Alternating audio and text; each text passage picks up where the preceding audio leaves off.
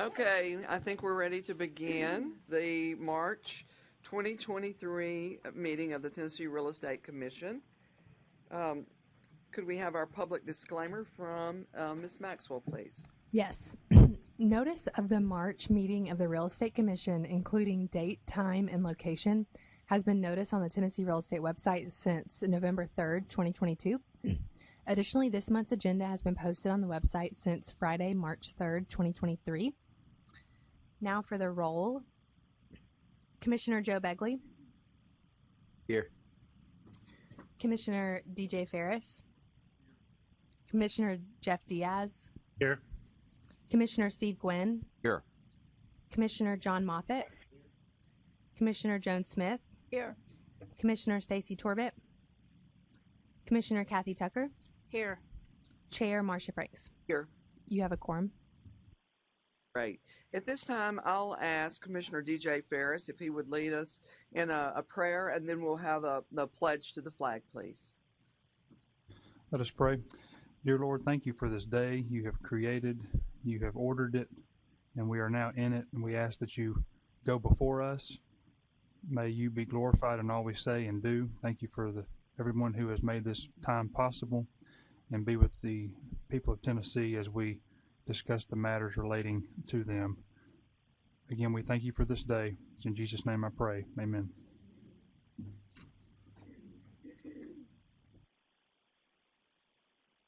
Flag of the United States of America and to the republic for which it stands, one nation, under God, indivisible, with liberty and justice for all. Thank you, Commissioner Ferris. All right, so we're going to move on to approval of the agenda. Second. We have a motion by Commissioner Smith and a second by Commissioner Moffitt. Are there any additions or changes that need to be made? Okay. All those in favor say aye. Aye. All those opposed? That motion carries unanimously. Now on to approval of our minutes. Motion to approve the minutes. All right, we have a motion by Commissioner Diaz and a second by Commissioner Moffitt. Any changes need to be made to the minutes? Hearing none, all those in favor say aye. Aye. All those opposed? That motion carries unanimously. Should I abstain from that since I wasn't here? If you weren't here, you probably should. Yeah, I'll abstain. Okay, thank you. All right. So next we're going to move on to our informal appearances. We have 3 of those today. Is that correct? That's correct. I can do a quick roll call just to make sure everybody's present. Right. When I call your name, if you could also let me know if your principal broker is present as well. Is Anisha Thomas? I'm present, and my principal broker is as well. Okay, great. Thank you. We will come back to you shortly. Clyde Harris, I see you. Can you still hear us? And is your principal broker on? Yes, he is here. I'm here. Chris is here. Thank you. And then Brianna Harris, can you hear us? Yes, I'm here. Okay, thank you. And your principal broker is here as well? Yes, ma'am. He just arrived. Okay, thank you. We'll come back to you shortly. Okay.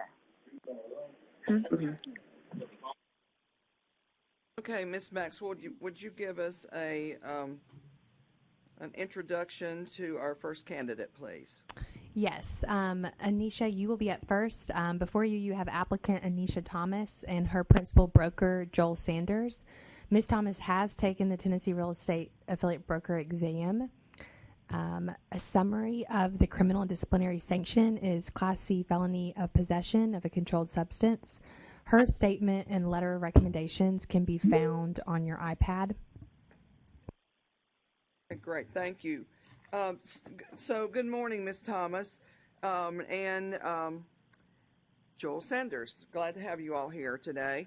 Thank you. Here's what we're going to do is we'll start with the candidate first, and we need you to tell us what happened that caused you to have to come before us today. And then what steps have you taken since your charges? And then what work experience you've had since your conviction, and why you think you should be granted a license. And you can tell us those things or anything else that you want us to know. And then the commissioners will have a chance to ask you questions. And after that, your principal broker, we will have them also tell us how long they've known you, what capacity, relationship, training, oversight, and then the commissioners will be able to ask them questions also. And then after that, we'll have discussion and we'll have a vote as to whether you move forward or not. So we'll start with you, Ms. Thomas, if you'll just tell us what you would want us to know, please. Okay. My heart is beating really fast, so if I talk nervously, That's okay. I Take your apologize. time. Okay. Some of the things that led me to kind of be in the position that I'm in right now, before I cleaned my life up, I probably over 10 years ago, I was just really wild. My life was out of control. I was making really bad choices and wasn't doing the right thing. In 2012, I was in the state of Alabama and I got caught with Valium, which led me to getting a felony possession charge. That was in 2012. In 2014, I was officially convicted. And in 2015, I voluntarily checked myself into rehab. I was a resident at Renewal House for women and their children, and I stayed for 13 months. I completed the program, moved out on my own, and I have been doing well ever since. October the 15th of this year will make 8 years clean and sober for me. In that time, I went back to college. I graduated in December with my associate's degree. I also maintained the same employment at a restaurant for over 7 years. And then I also went through the real estate school and took the test and passed, and that's kind of what led me here. And why do you think we should grant you a license? Well, it's funny because for a long time, and I answered this the same way on the application of decision, but for a long time, I didn't think that I deserved anything. And I didn't think that my life had any worth or value. And once I finally came to that realization that I'm capable and that I can do well and I deserve good things, I started to believe that about myself. And today I feel as though I stand a place in life where I do deserve this. I don't want to say that being cocky. I'm actually very humbled by this opportunity and experience. But I do feel as though if given the opportunity that I could do well, just like I've done with the other goals and ambitions that I have set out to achieve. I feel as though I can do well with this and I can be trusted with the responsibility, and I understand what all this, what this takes, and I understand the importance of your moral character as a real estate agent, and I feel as though I'm finally in a place in life where I'm prepared for that. And I want to congratulate you on your sobriety. A lot of times we have people, even members of some of our families, that go to a 7-day program, a 1-month program, and to hear that you went to 13 months, that encourages me about you. Do any of the commissioners have any questions for Ms. Thomas? Mr. Diaz?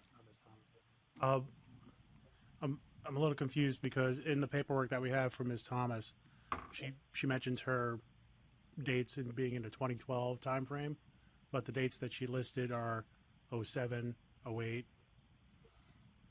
and 09. I just want to make sure we have the right paperwork for the right candidate. I have down the possession charge was in 2012. Oh. Well, I actually turned in, and I don't know for sure why, I turned in one application for decision when I first started this process, and I was kind of under the impression that you guys wanted to know every single thing, so I tried my best to fill it out, honestly. But I think I submitted it too early, so I ended up having to submit another one, and I just put the felony because I felt like that was the reason what you guys were really looking for. But just to comment on the dates prior to that, that was it. That was during that stage. I graduated from a private Christian school, and then I moved to Nashville, and I met the wrong people, and that's what kind of led into like all that trouble. Like I constantly found myself getting caught with marijuana or just like the stupidest things and situations I should not have been in. So that's what those are all about. But for the felony, that was the one that kind of, after I received the felony, that was the last charge that I ever got. I think that was kind of like the wake-up call for me because, you know, my parents set me up for success, and then to receive that felony, it was like, okay, well, my life is over. So. All right, so the earlier felonies Right. So are part of the continuing record through to 12. Commissioner Diaz, Well, Yeah, I see it in her The written indictment statement now. was 2014. right. So the rule says the latest date Okay. of it. So if we And we're doing a 10-year scope, right? right. So if Okay. you were to, the rule says the date of expiration of probation, parole, or conviction. So she was not indicted here until 2014. So it's well within the 10-year look-back period. Mr. Begley? I want to say that I've been on this commission a couple of years, and we see 2 or 3 or 4 of these every month, and you're the most sincere, and I think going to be the most successful, and I wish you the best of luck. Appreciate what you've done, and you do deserve it. Good luck. Thank you. Any other comments or questions from any of the commissioners? All right, so we'll move on to Joel Sanders, your principal broker. And I noticed that Mr. Sanders, we do not have a recommendation form from him. I did send one in. I'll go ahead.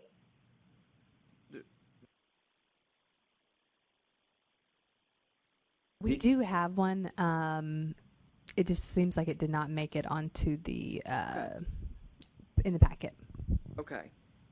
So, Mr. Sanders, so we didn't receive your recommendation form, but that's not going to hold us back from moving forward. If you would tell us how long you've known her and in what capacity. Tell us about your training and oversight, and what you would have us know about Ms. Thomas, please. Sure. Thank you, Ms. Franks. I guess just for the record, I did send one in, and I guess, it's just a paperwork issue, as y'all mentioned, but I just want to let you know I did complete that because I do have a lot of reasons to recommend Ms. Thomas for licensing. I met Ms. Thomas about a year ago. I moved to a new house, new part of town, and found a new favorite restaurant by my new house. And would go there kind of frequently and notice how great of a job she would do. Sometimes dealing with difficult customers and all of that, and she would handle it with poise, get the job done, and it was impressive. Something came up in a conversation one day about how she was about to graduate from Nashville State, And I said, oh, cool, great. What are you thinking about doing with that? And she says, I don't know. And so long story short, if you ever thought about real estate and that conversation, I said, hey, just meet with me sometime. I'll tell you about opportunities in real estate, no matter who you may be working with. And we met, talked about that. I told her, what my company does, you have to have a real estate license. The next time we met, she disclosed to me this situation that we're talking about today. It was very upfront, very honest. So I said, well, if you're not lying to me, then the Real Estate Commission can be graceful, depending on the situation. They don't like people stealing money and stuff like that. But if this is all what you're telling me it is, then fill out this application for decision. Let's just see what happens. And she did that. The team there said to go ahead and proceed with the test, but was a little bit, didn't say you're going to get a license, but proceed with the rest of the stuff. So she did that, passed it, and so I guess here we are. I think the way she speaks, I'll put it this way: I've been licensed for 18 years, and I would be hesitant to do this for a lot of people. But Ms. Thomas gave me a lot of reasons to do this. If there were to ever be any problems with any licensee, not just Ms. Thomas, I would get rid of them really fast and turn them into y'all. So, but I'm highly confident that we'll run into that with Ms. Thomas and hopefully none of my other licensees. And a couple of reasons why. Our training is very intensive, and I'm a very hands-on principal broker.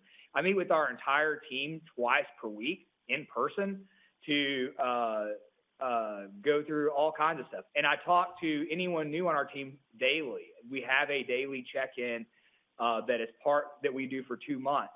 And then from there, during their first 6 months of the process, there are regular check-ins. They all have my cell phone number. They know they can call, text, whatever. And I'm very responsive to them. In their first 2 weeks, there's quite a bit of hand-holding training that goes on. So with that said, she'll be properly supervised, and there won't be any tolerance for anything other than representing all licensees in the state of Tennessee quite well. Does that answer your questions, Mr. Yeah, we would also like to know a little bit about your company. The name of it is Apartment Insiders. If you will tell us a little bit about that and how many agents you have. Great question. Sure. So Apartment Insiders, what we do here is we find apartments for people. It's a free service to the resident, and we are paid from the apartment community where the resident leases. So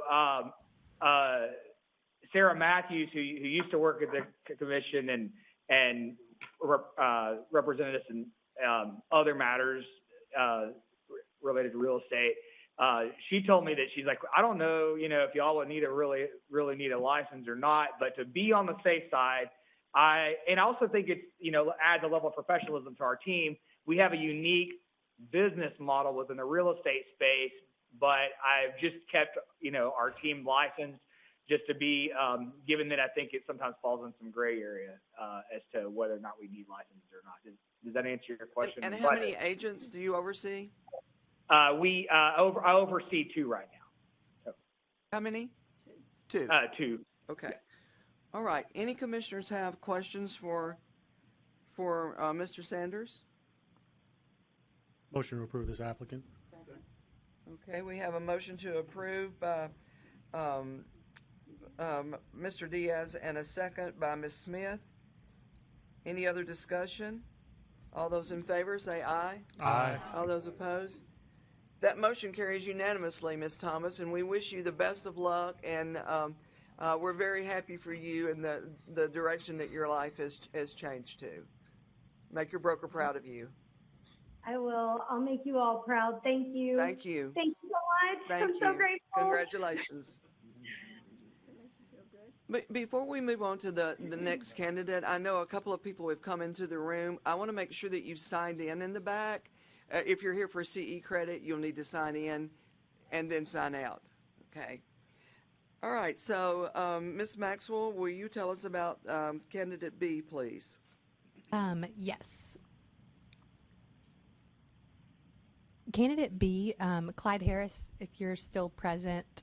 Yep. Okay. Thank you. Before you, you have applicant Clyde Harris and his principal broker, Chris Clabo. Mr. Harris has taken the Tennessee Real Estate Timeshare Salesperson exam.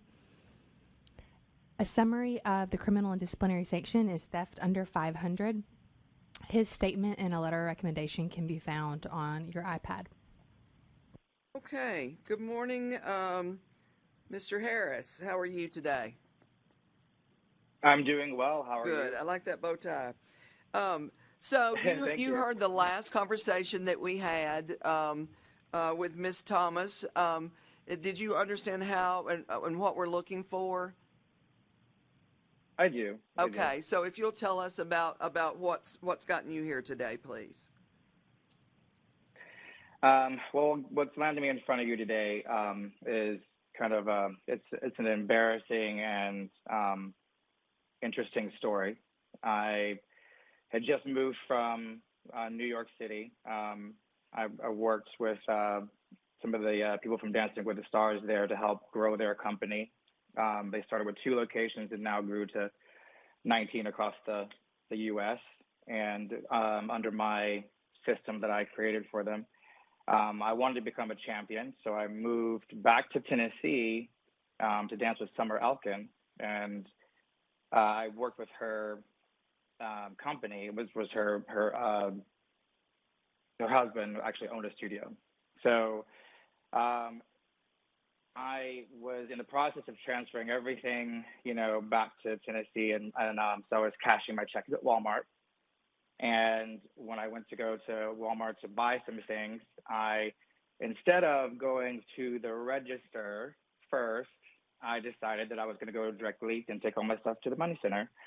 And when I did and cashed the check there, when I left, I got stopped by 2 of the loss prevention people saying that I was trying to steal groceries with the cash in hand. So I argued with them, and I was like, look, I wasn't trying to steal, trying to convince them that they said no, but you passed the register, so you are stealing. So maybe me being silly, I was detained, and then also subsequently an officer came, and then they charged me with shoplifting. Theft under 500 was a misdemeanor. After that, what ended up happening is I went through a program through Gallatin, which is a probation program. And now, even though, I have felt that, that may have been a little bit more extensive and probably too much of a punishment, I will tell you this, I needed to be there. I was in a position where I didn't think that certain rules applied to me because I'm a confident person and I'm very competitive.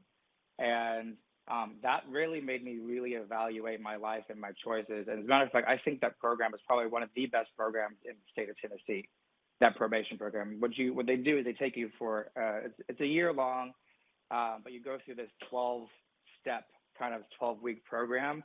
And they really have you take an honest look at your life and your choices. And I think, honestly, if they had done that in high school, I probably wouldn't have been in making a lot of the choices that I made, throughout my life. But it did turn me around very quickly, and since then, I became the first African American in 25 years to be invited to the British Championships, which is of ballroom dancing, which is our Olympics for ballroom. So I represented the United States there. I have worked on 25 television series and 5 major films. I started my own production company here in Nashville, and I was able to hire and create more jobs since then. I'm a very, very, very competitive, very, very ambitious individual. Anybody that meets me will tell you that my parents taught me what unconditional love was. So Even if I don't meet you, if I just met you, you know, I'm loving you anyway. You're not required to love me. So that's just the type of person that I want to be and continue to be, you know, for the rest of my life. And the reason I started working with, I wanted to work for Wyndham is because, one, they had a great reputation.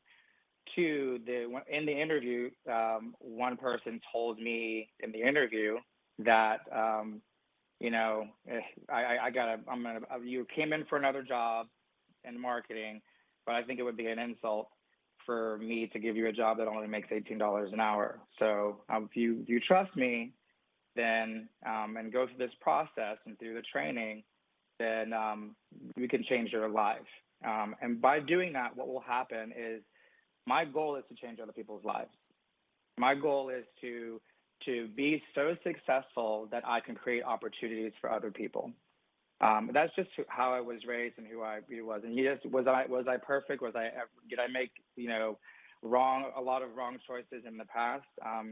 I will tell you now that now being 45, that I try to make, you know, as many right choices.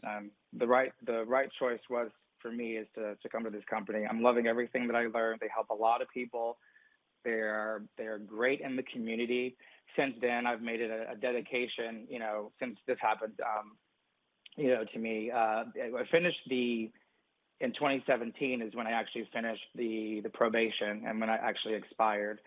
And since then, I've just had this dedication to be a positive influence on my community. So every Wednesday, I would go and, you know, deliver food for the hungry, for people who are underprivileged, who couldn't get out of the house. This was like, you know, even during the pandemic and then beyond. So that's just a little bit about me. I don't want to take up all of the time, but there's a lot to tell, and I have a lot of things that I want to do to create a future for myself and for the people I care about. Okay, thank you, Mr. Harris. I have to tell you, I'm sure that each of the commissioners, as we were reading our legal report, when we saw your case and that it happened at Walmart, we have a Walmart case almost every month, and it's always something very, usually small and unintentional. So welcome to Tennessee, and bless your heart that this has happened to you.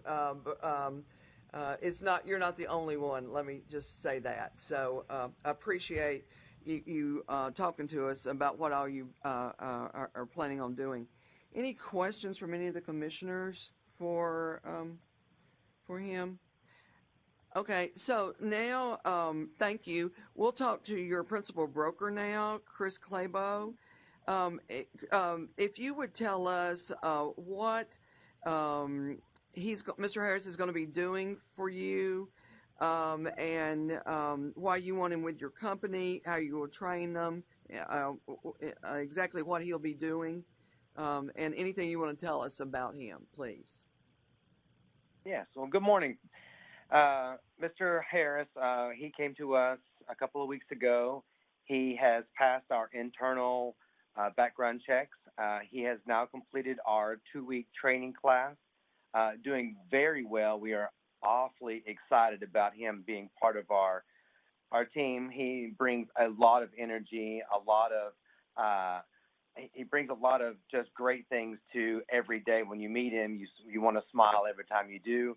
We're excited about the big things that he will be able to bring to us and work with us in his futures with us. He will be in sales. He will be selling vacation ownership to owners that are people who are not owners yet. So he'll be creating the dream for them, which I think he's going to do phenomenally, and we're excited to see his success as he grows with us. Okay, thank you. Any questions from any of the commissioners? Mr. Diaz? All right. Is there a motion? Motion to approve. Second. All right, we have a motion by Mr. Gwynn and a second by Mr. Moffitt to approve this candidate. Any other questions or discussion? All those in favor of this motion say aye. Aye. Any opposed say no. That motion passes unanimously, and Mr. Harris, we wish you the best. And sorry you had to be here today, but we were glad to meet you. Good luck to you. I'm very, very pleased. Thank you so much. Thank you. Thank you. Right. So now, Ms. Maxwell, if you'll tell us about candidate C, please. Yes. Brianna, is your principal broker here as well? Yes, ma'am. Okay, perfect. Thank you. Before you have applicant Brianna Harris and her principal broker Travis Patterson. Ms. Harris has taken the Tennessee Real Estate Affiliate Broker exam. A summary of the criminal and disciplinary sanction is possession of a controlled substance. Her statement and a letter of recommendation can be found in your iPad. Hey, good morning, Ms. Harris. How are you? Good morning. How are you? I'm We're fine. good. We're good. So you've been listening to the other two candidates before you and understand Yes. what we're looking for to know from you? Yes, ma'am. Okay. So if you would go ahead and get started letting us know what you'd have us to hear about what got you here. Okay. So mostly my situation, I was freshly 21. I had just gotten a new car. It was me and some friends. We decided, I'm from here in the Memphis area, Memphis, Tennessee. And we decided to take us a road trip. And we went on a road trip and got pulled over. And of course, my friends, we had marijuana in the car. And there were a couple girls that were in the car that weren't even 20. And they were a little scared. So we were all just kind of in a awkward, tense situation, and ended up having to take the possession charges because I owned the vehicle. Since then, that was about 2017. Since then, I was given 5 years of probation due to good behavior, and I didn't fail any drug tests, didn't do anything wrong during the 5 years. They let me off within 3 years. Since then, I've owned a trucking company. I was the CEO of I had a box truck. I still do have it. It's just maintenance-wise, it's not running right now. I've been a bartender for about 4 years. I also run a mobile, in the bartending service, doing mobile drink services and whatnot, just to kind of keep me busy and out of trouble and making better decisions. I try to keep the company I keep in in a better industry, the field that I'm in, the broker that I'm with. I'm really motivated by his brand, and I'm just hoping to expand my knowledge in more fields of the industry. Okay, thank you. Do any of the commissioners have any questions for Ms. Harris? Okay, we'll move on to your principal broker, Travis Patterson. Travis, what would you like to tell us about this lady and what your training program is, what capacity she'll be working in, and the oversight that you'll be giving her, please. Yes, ma'am. Good morning. Thank you for having me. I've been knowing Brianna for a few years now, and we've been talking, and she's been excited to be around me and my team. She's been coming to some of the trainings that I have. That's called What to Expect as a Real Estate Agent. I have a large team here in Memphis, Tennessee, maybe about 90 agents, and we meet and we train and we discuss real estate topics all the time. And Brianna's been coming into some of those sessions. She wasn't an agent, but she was just being encouraged by the company that she's been with right now. I'm very familiar with the story. I'm very familiar with what she's been doing. And yes, she's been staying out of trouble. She's been coming to some of the meetings very consistently. She was encouraged to go ahead and take the exam and give this thing a try. And so what I do is I kind of spend a lot of time with my agents, especially the new ones, on what they ethically do when working with buyers, sellers, renters, and investors of real estate.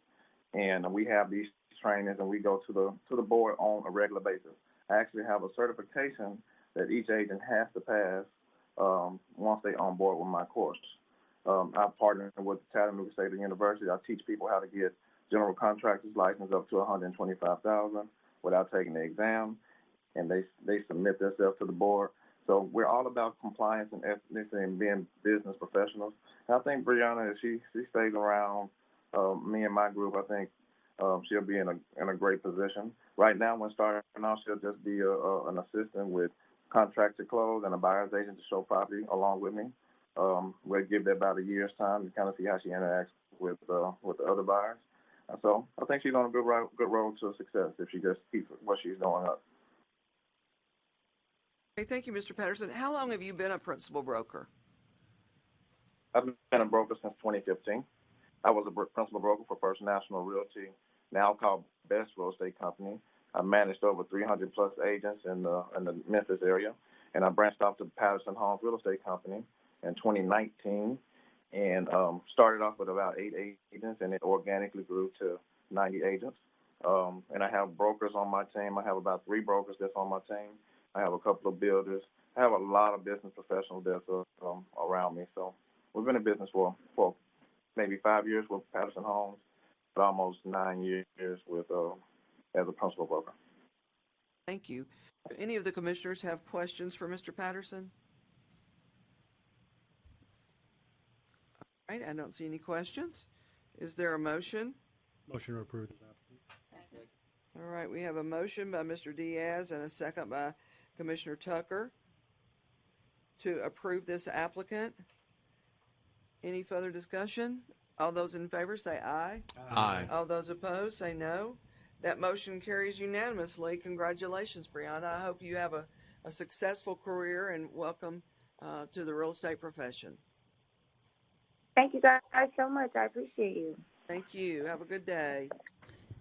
Chair, You I was will. going to see if I could introduce Chief Counsel Laura Martin that's in the audience, just to quickly introduce herself and provide a short legal update.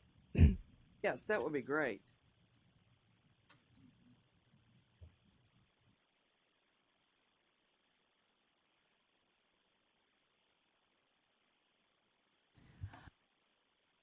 Good morning. Hi. Good morning. So, as Caitlin said, I'm Chief Counsel Laura Martin. I report to Mark Green, who is still largely supervising this board, but in the last few months I've taken on a larger role working with this board. So, Caitlin wanted to introduce me to all of you, just so you could learn my name, see my face, and all that. And I also wanted to talk a little bit about the woman next to me, who hopefully some of you met this morning. This is Kim Cooper. So the last couple of months, I know that Jeff Cottle has been a litigator on this board, but our general counsel, Michael Driver, has made the decision that we're going to transition Jeff onto POST, which is the Peace Officer Training Academy, and Kim, who was working in the Fire Prevention Division with POST, is going to be a litigator for the TREC board.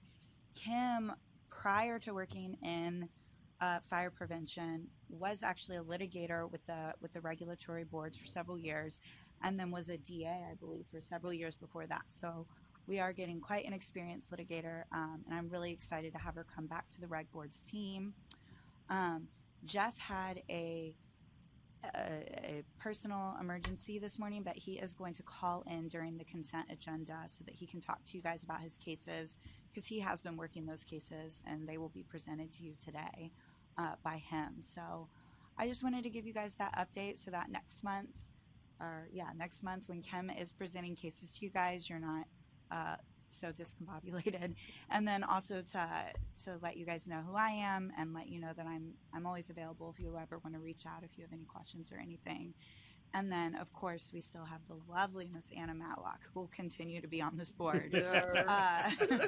Thank goodness, in my opinion. So,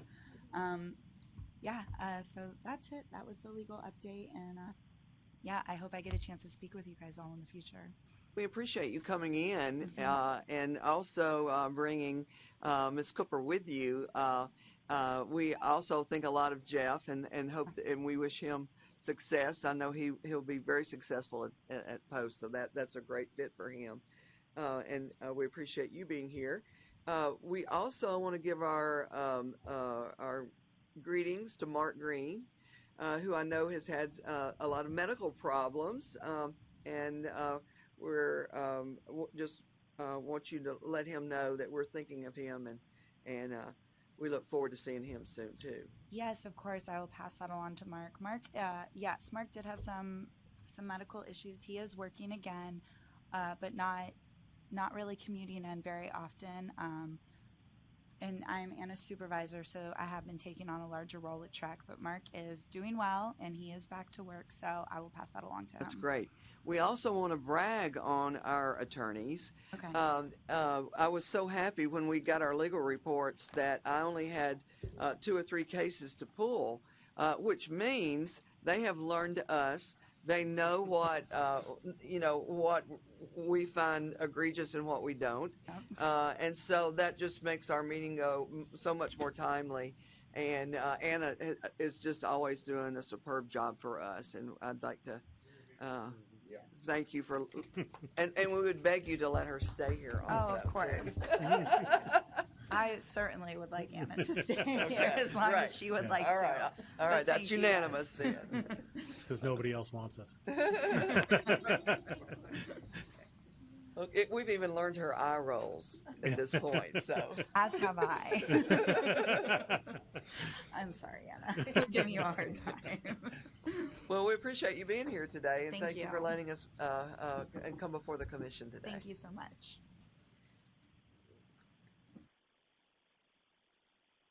Okay, so do we want to move on to the medical waiver request yes. that we have?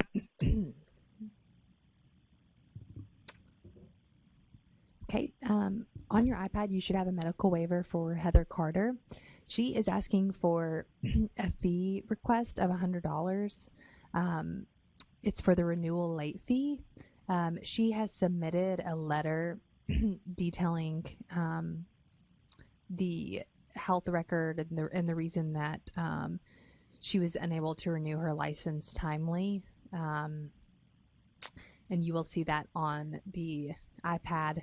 Her expiration date was 1/3/2023, and this was submitted to us at the end of February. All other items are up to date, the E&O and the education. Okay, so this was just this was really her first renewal. Correct, yes. Okay.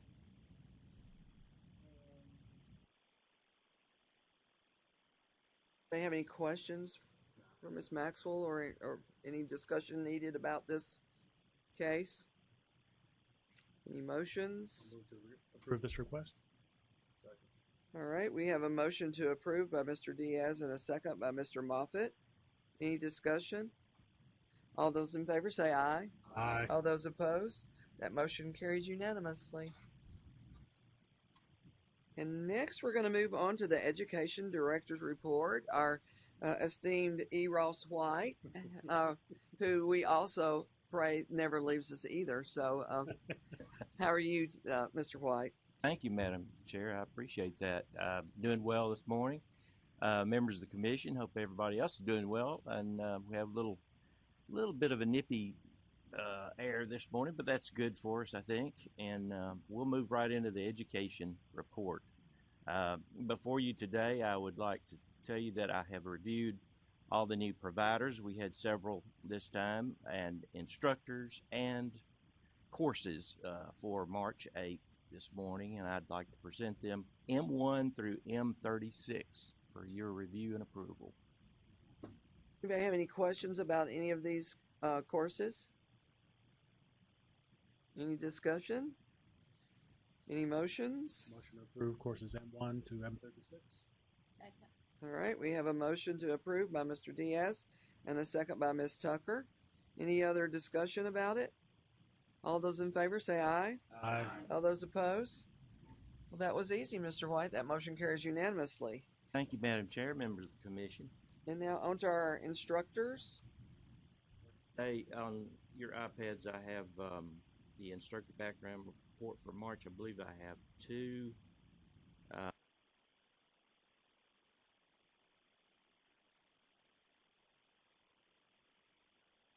Anybody have any questions about the instructors? Second. All right, we have a motion to approve by Mr. Ferris and a second by Mr. Moffitt. Any discussion? All those in favor say aye. Aye. All those opposed? That motion carries unanimously. Easy peasy, Mr. White. Thank you, Madam Chair. Thank members of the you. Commission. Thank you. All right. So we'll move on to the executive director's report. Ms. Maxwell. Okay, just a quick update for everybody on E&O, which is kind of the hot topic the last couple months. We still have roughly a little over 1,000 licensees that are suspended due to E&O insurance, and as of last Friday, they are now in the penalty phase. So anybody that has been without E&O is now without E&O for over 30 days. And so they would owe a penalty in order to be reinstated to an active status. And so we will start seeing, you probably won't start seeing the complaints, but any of those agents that their principal broker failed to have their licensee maintain E&O will also begin accruing a penalty as well. And that is $200 if the policy is backdated, and then $400 if there's a lapse in coverage. And I know our state policy with Rice Insurance, there's a period where you're able to backdate, and then past a certain point, you can no longer backdate. So we have about 120 days for the $200 to $400 penalty. And just thought I would mention also, a lot of agents reach out to us and say, I'm not really practicing anymore. I would like to go into retired status. And so we did allow agents up until 3/2 to also retire their license if all other requirements were met. So that's kind of where that stands. And then I wanted to update everybody on the PSI review. We will still be doing that. I've got you two down, April 11th. It'll be in this building in a conference room upstairs. And then we also have a subject matter industry member coming from Jackson, West Tennessee, and then also one from East Tennessee. So at the next meeting, we'll have an update for everybody on how it went. And we're hoping just to do the one day, April 11th. With PSI. 9 o'clock. 9 o'clock, yes. Sorry, what?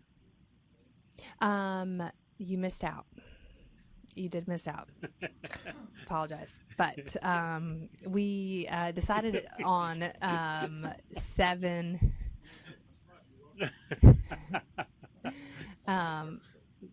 We need a Middle Tennessee member.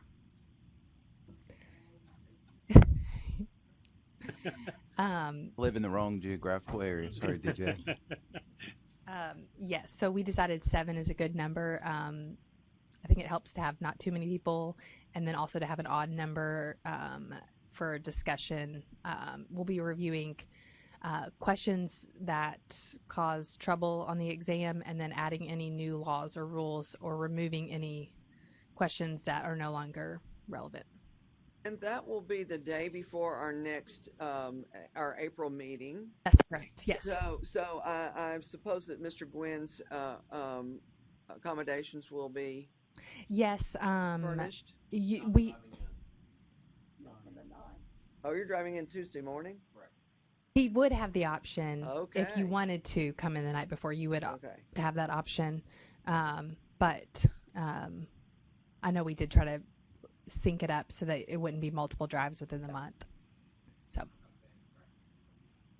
can't miss band practice. Yep. He just won't go to bed that night. Yeah. Well, we really appreciate both DJ and Steve giving extra time to this. I did this a couple of years ago, and it was very enlightening. You might see some questions that are not applicable to Tennessee, and so those are the main things that we need to pull out of there. But it's good to have this little check and balance for everybody that's taking these tests. So I appreciate you setting that up, Caitlin, also. And then just also wanted to note that there is currently a formal hearing set for after the meeting on Wednesday. And so we'll make sure to get with everybody. Wednesday could be a full day. the hearing could also be continued. We probably likely won't know until closer to time. So just want to make sure everybody knew that, since we have been finishing pretty quickly the last couple of months. Caitlin, we're just talking about the state portion of the test, correct? Correct. Yes. The national is reviewed on a national level because that exam is offered in multiple states, accredited by Arillo, and so it's on a larger scale. Refresh my memory on the past percentages for broker and for affiliate broker. Is it 80, 75? It is not that bad, but Oh, it isn't? it's not that good. It's on the state. No, I'm talking about how much of the test you have to pass to Oh. questions. Oh, it's 70% for affiliate and 75% for broker. Yes. Yes. I thought you were talking about the pass fail. No. Yeah. No. Yes.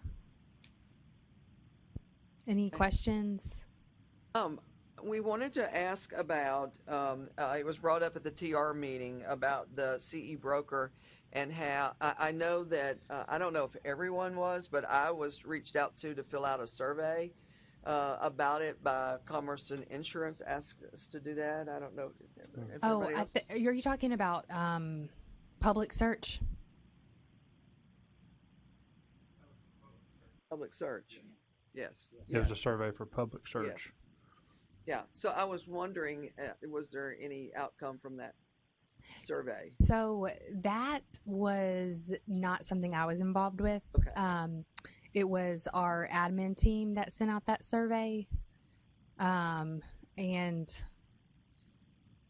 I did not have much involvement with the update to public search. Okay. I had in mind, though, when I took the survey, the session at TR, and from the members of the Tennessee Realtors, the vocal members at least, were saying, why change verify?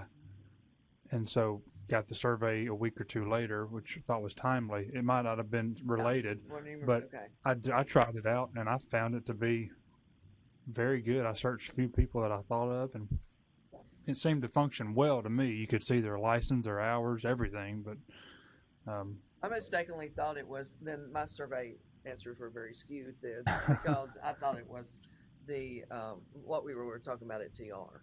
Yeah. Another question of Caitlin.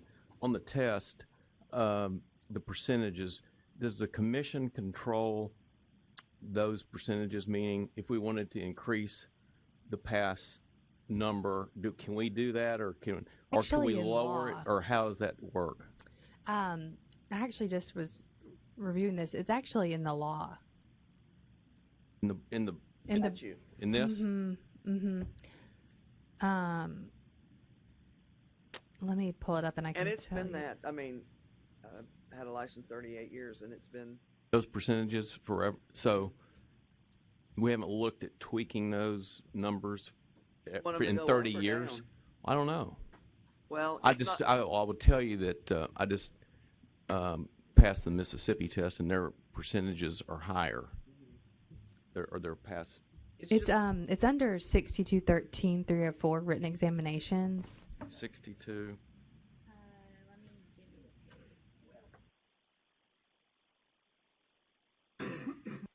Oh. 6213 what? 304.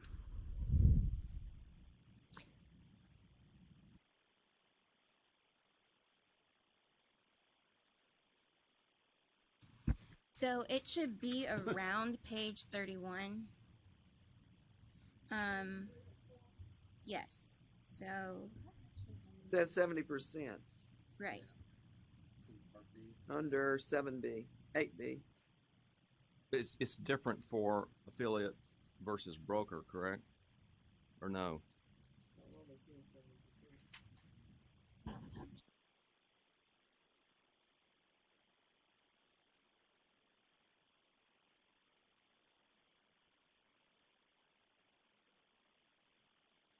It's an acquisition agent Yeah. license. Let me see if it's in the rules that it's further defined for.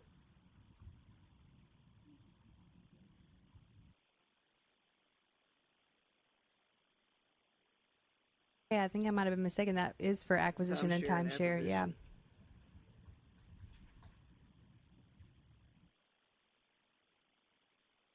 That section. That's something maybe y'all can Yes, we figure can out look for into us it. and let Yeah. us know Mhm. at the next meeting. Yeah, I'm thinking that section might allow the commission to set it. It's not the pass rate right now is only 38% for the national. But make it higher would even make that number lower, you would think. Mm-hmm. Or maybe lower it would increase it. I mean, I don't know. Yeah. Do you think we could get a analysis of what other states are doing, just out of curiosity? What their percentages Mhm. are and what Yeah. their pass-fail rate is? Yes. You could put that out on Orello, and people would let you know Yes, what I their think rates I think it's actually include the at least their past art might be in the digest.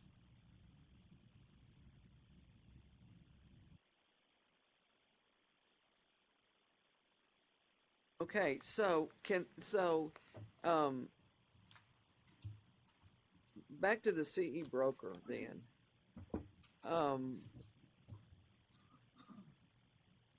So we've gotten a lot of complaints about it. So what do we do to remedy that? Have you gotten complaints other than the education is no longer public? I get it from principal brokers. But is that the only complaint, or is there other complaints around it other than the education no longer being public for all agents? Well, yeah, that. But as a principal broker, if someone comes to me wanting to put their license with me, I want to be able to look them up, not just take for granted, what they say is, and so we don't have that ability to do that anymore. We don't know who they're. You have the ability to look them up. You don't have the ability to see that they took like the 90-hour pre-licensing. Or it doesn't have discipline on it either. It does. It does? It does. For the last 5 years on Okay. public search, you can see back until if anybody's had 2018 or moving forward. But what I learned today is, and I said that I've still been going to verify TN, but she told me that that's not updated anymore. I said neither public search nor verify. The education portion stopped being up to date as of June 2022. And part of the reason they're moving away from verify is because I'm not even going to pretend to understand, but it's a export coming from Core through a feed. So people used to let me know, hey, this person hasn't updated their license, or they've renewed their license, but it's not showing on Verify. It's kind of a very finagled system that's written by a script that's coming out, whereas Public Search, which was the link that you did get and had the survey on, that is coming directly out of Core, and it's updated 3 times a day. So if you renewed your license in the morning, theoretically by noon, you should have your new expiration date out there. And then under that, and I can show everybody if they would like to see, you can see discipline. So basically it'll have the licensee's name, their expiration date, the firm that is related to their license, when they were added at that firm, and then it will have the disciplinary action. And there should also be a link once obviously if somebody doesn't have anything, you're not going to see it. But if they do, there should be a link and you should be able to tell more about the discipline, when it was, what the nature of the violation was. And that's all on Public Search. The education being public, I thought there was a solution that was going to work for that, and it didn't seem to go through. So I can still circle back with CE Broker. I think most principal brokers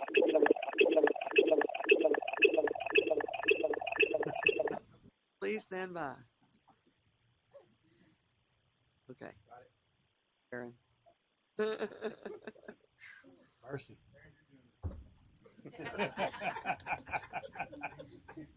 So back to the topic. I found that this agent had not had their core class, and so I'm wondering how Trek is set up to catch people that are not taking the core class. that Well, we require. and so there was a couple of reasons why the move to CE Broker made sense. One being that their system is more intuitive than ours. So you've heard me mention about the 120, and with that being at the 3-year mark, our system had a whole lot of trouble catching people with the 120, whereas CE Brokers looks at the actual education cycle and when they should have it done. And then it also has the ability to say, okay, they did X amount of classes between year 3 and 4, and has the ability to note that those courses were done within the 4 years, but done after the cycle. And then the same thing with like the 16 hours. A lot of people don't complete their education on time. And their system has the ability to do the same thing, to say, okay, they didn't do this on time, but they've done it prior to being before the 1 year mark, when their license would need to be, they would need to retest and reinstate. And then the other reason is that education providers used to have to send us a spreadsheet, and then it had to be sent to our IT department, then they had to upload it, and then if there was errors, we sent those back to that provider. And a lot of times it would take a lot of back and forth to get somebody's education up to date. And there was no real quick way of letting a provider know, okay, you've got Joan Smith's license number incorrect, or Kathy is really Catherine. I don't know if that's true. But her education isn't updating. CE Broker allows for the provider to go in and either individually, like if they just have a course of 10 people, they can go in and individually add each license number or name, and they get a notice right away of the licensee. So it's more real time for the provider to know, okay, this spreadsheet has 2 errors on it. I need to fix Kathy's name, and I need to get with Joan and see what's going on with her license number. I'm not going to say it hasn't been without hiccups. We just got through with the education renewal cycle for all providers. All of their courses are essentially a license, and then all instructors also have a license. So that did, getting through our first one and getting all of that between our system and CE Broker system did have some hiccups. So I'm happy to hear any feedback and take it back. And, you know, obviously we want it to be a system that not only works for all licensees, works for providers, and then works for our staff as well. So the education thing is definitely a complaint that I have heard as well. So if there are people who are not getting their core class, will it allow them to go on and renew without having the core class? So the new system? So what you can still, and this is new and old, you could always go on, and this is what a lot of agents do. They go on before their expiration date and go ahead and pay for their license and do their education afterwards. Yeah, because we have tried to add questions, because what can happen is people go in, they pay their renewal fee, and then they say, okay, I'm gonna do my education later. And then months later, they come back to us and their license never renewed because they didn't do their education until like a month or 2 months after, and late penalties do accrue. But so what it does is they answer the questions, and then the CE Broker checklist item will not status until all education requirements have been met. And so if they didn't do the TREC core, they're not going to meet the requirements in CE Broker in order to get the yes in our system for them to renew. So they will not, if you don't have your core class, you will not be able to renew. No. Great. In CE Broker, and I know what it looks like on our end, and I know roughly what it looks like on the licensee's end. It's got the TREC core as the 6-hour requirement, and then it's got, you can take any 10 elective hours. And I even had somebody yesterday that was trying to take the Office Broker Management as an elective, and you could see that on their transcript, but it wouldn't count because that's technically a pre-licensed course. I just have a suggestion. Maybe in the newsletter you send out, if there's like a step guide that you could put out in CE Broker to let licensees and principal brokers know how to add that second email address. Yes. Yeah. And no, I was planning on putting that in this quarter. Pictures and arrows, click here, Yes. type here. Yes. That kind of stuff. Yes. So. I would just like to correct the record from what I said, because I said that I did the survey, I tried it out, I found everything, and I mentioned that I could see the education. I was meaning the discipline history. Great. Anything else from Ms. Maxwell? Do we have a place in May? Where are we going in May? So I'm actually in talks right now with Jackson. And so the tentative plan would be to sort of stay at the same place that we have normally stayed at. And then they have a very nice courthouse there that has very nice IT accommodations. And so I'm in talks with him right now to finalize all of that.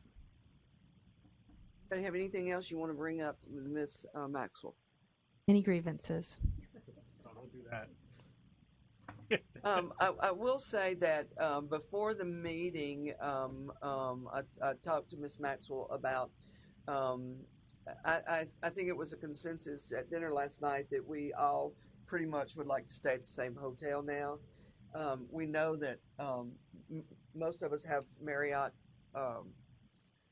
memberships and would like to use those points. So Aaron has been very gracious to say he's going to check things out, see if there's a better hotel within our state rate or not, and then he'll let us know. And we appreciate you, Aaron, for everything that you do for us every month. Yes, You do a great Aaron job. we are actually the only commission that books the hotel rooms for their commissioners, which is a cord that we have not been able to cut. And that's thanks to Aaron. So We appreciate you. Probably makes his life easier to do it himself than to have 9 of us going at him. I wouldn't say that. So was there anything else that we need to discuss at this time? If not, we're going to take a 10-minute break, and we'll be back for the legal report. Moving right along. Everybody we're going to get started with our consent agenda. And I'm going to read off the numbers that are going to be pulled from the consent agenda.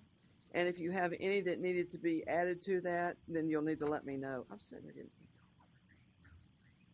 getting okay. Those numbers are number 3, 27, 38, 42, 43, and 48. Are there any others that need to be pulled? If not, I'll entertain a motion to approve the consent agenda without those 6 items, please. So moved. Second. All right, we have a motion by Mr. Moffitt and a second by Mr. Diaz. Any other discussion? All those in favor say aye. Aye. Any opposed? That motion carries unanimously. Okay. So the first one is number 3, and that was Mr. Diaz. Pulled that one. Mm-hmm.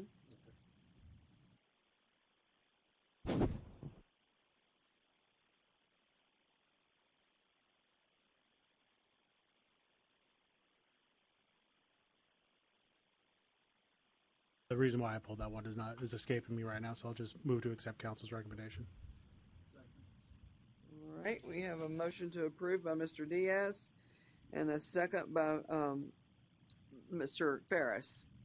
All those any discussion on that one? Ms. Smith? I want to say it's not on that, but I really appreciate the reference back to the other case number. It's really helpful in Mm-hmm. Okay. All those in favor say aye. Aye. Any opposed say no. That motion carries unanimously. Number 27, Mr. Diaz. The question I had on this one is the $1,000 penalty. Is that for unlicensed activity? Is that for not responding? One or both? It's for unlicensed activity. Okay. I would like council's recommendation for unlicensed activity, but the narrative says they didn't respond, so. Says the respondent, is it 27? Not submit a response. Says that her out-of-state friend asked me to list. For 27? One number 6. 27. Because there wasn't a number 6. Did you mean to have What number did you need? Yeah, I did. Okay. Sorry.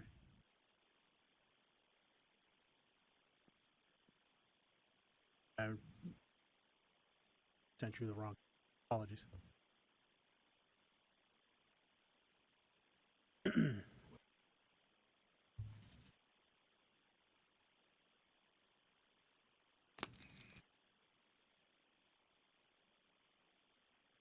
It's for unlicensed. The narrative, it's respondent didn't submit a response, so. Correct.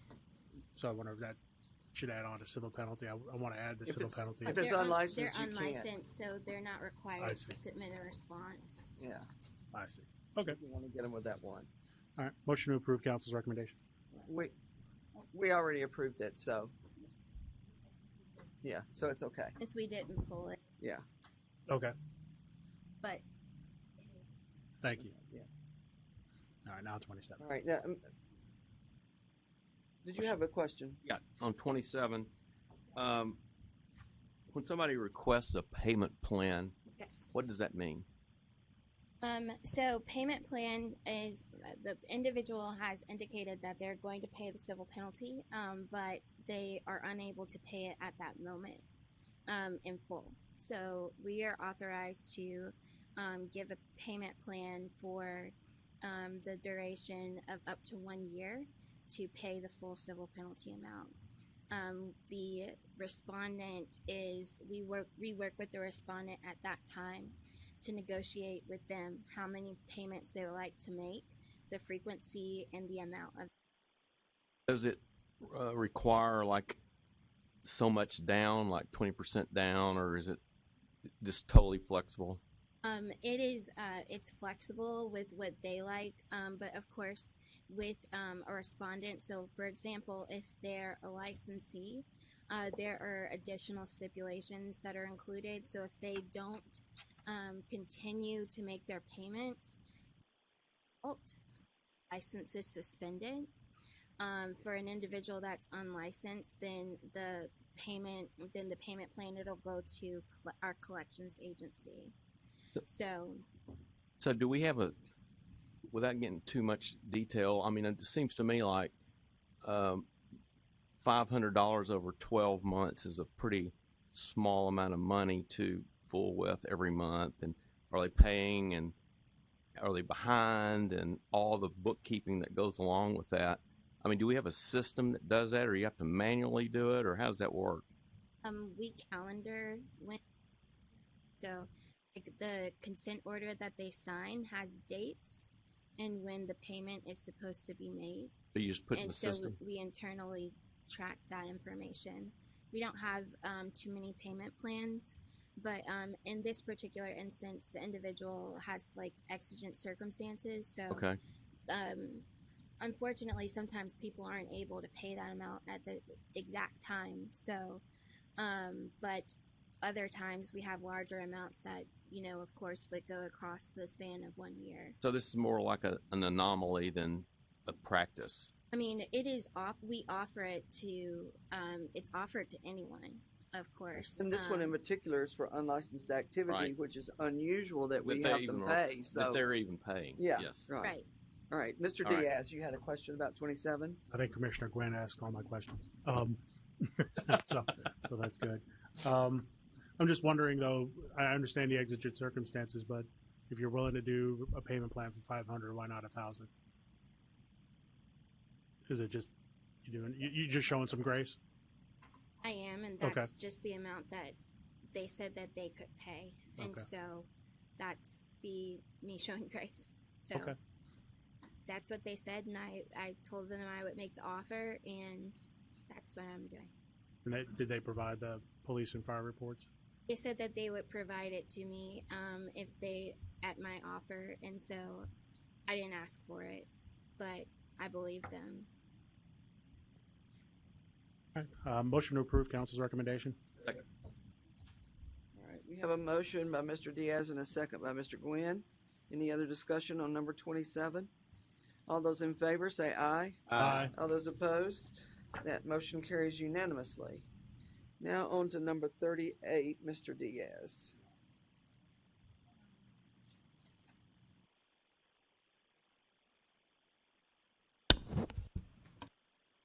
Okay, so this one, it might not be that we can get them for not responding because their license is expired.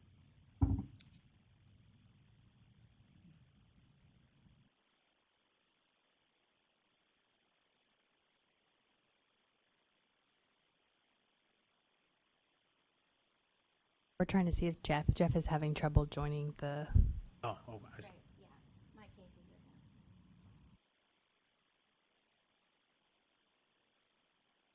done. Attorney. Unless you feel comfortable answering questions on. I could answer them. I don't know if they'd be worth anything, but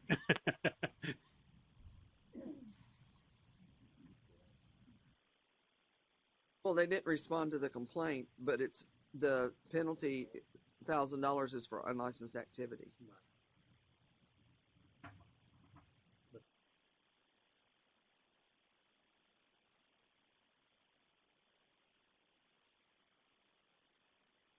What are we doing? Trying to find Jeff. I mean, I understand, but how are we trying to find y'all? Oh, you're on the phone. Okay. There he is.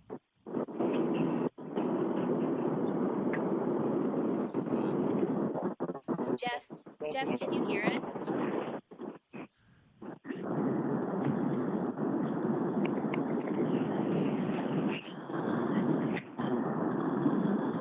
Right here, I can hear her. When? She's not asking me. He's standing out there in a suit. Yeah. Jeff? Jeff actually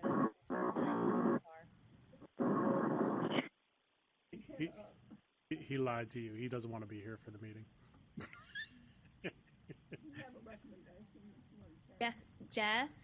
Jeff, Cottle, can you hear us? Okay. Okay. Anna Matlock, I can hear you. Okay. Commissioner Diaz, Jeff, so we're on complaint number 38. Yes. Okay. So, Jeff, I was just curious. The civil penalty recommendation is for unlicensed activity. I was just wondering, since the respondent's license is expired, are we not able to also add a penalty for not responding? Anna, can we do that? I assume we can. Well, if it's expired, they don't have a license. Okay. Okay, that's what I was curious about. Thank you.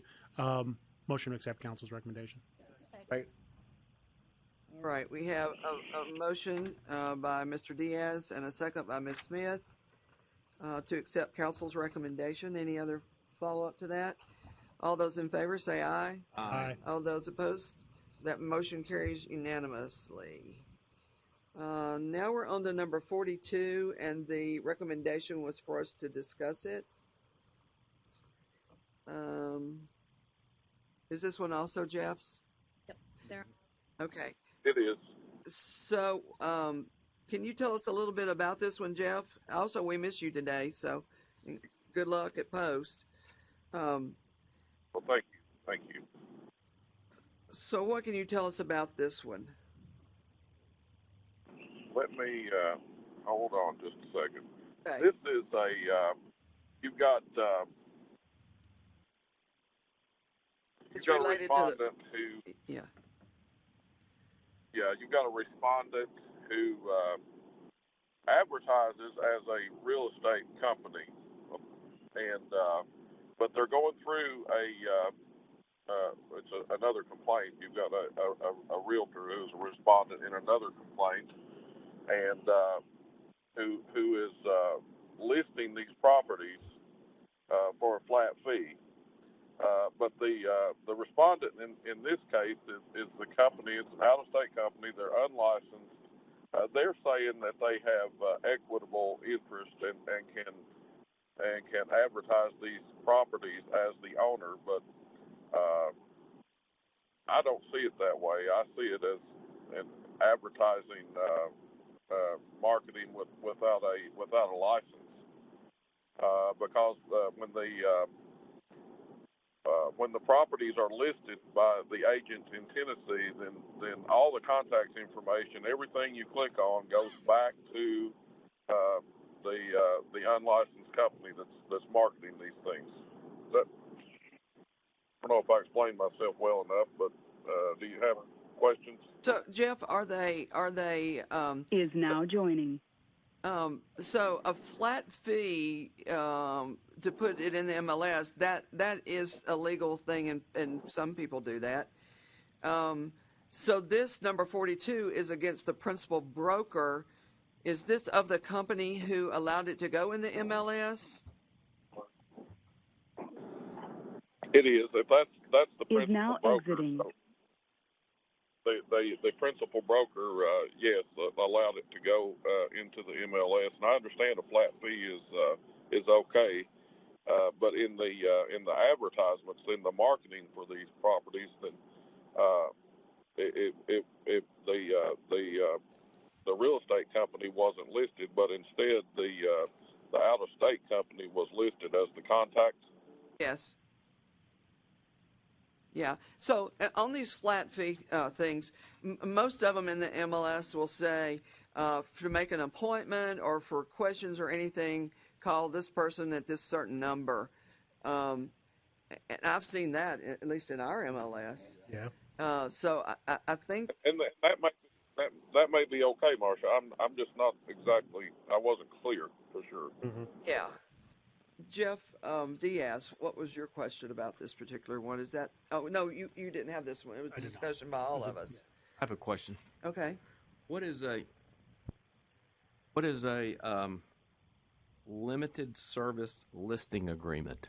Limited service listing agreement can be anything. Your listing agreement says what services you will provide. It could say, put it in the MLS only. It could say open houses only. It could say Is now negotiations joining. only. But the properties are identified, right? Yes. Yes. Okay. It's just limited service that the licensee is going to give on that listing. But it has nothing to do with the selling agent. Has nothing to do with the selling agent. It's just the listing agent. Right. Okay. So I think that number 42, I think that one is okay. The next one, and we're going to come back to 42, but this next one, the number 43, and I had pulled that one because this is the person who is unlicensed, and you said in another state. And now, if they are advertising, if they are doing any of the things that you have to have a license for in the state of Tennessee, then that one looks like to me that it is a unlicensed activity. To me, that's where the unlicensed activity comes from, is the person who's paying for that limited service, not the principal broker where the limited service listing belongs. Right, and they call themselves a real estate company, so which they are not. They're not. So there you have it. They also say they're a wholesale real estate investor. I feel like this is somebody that,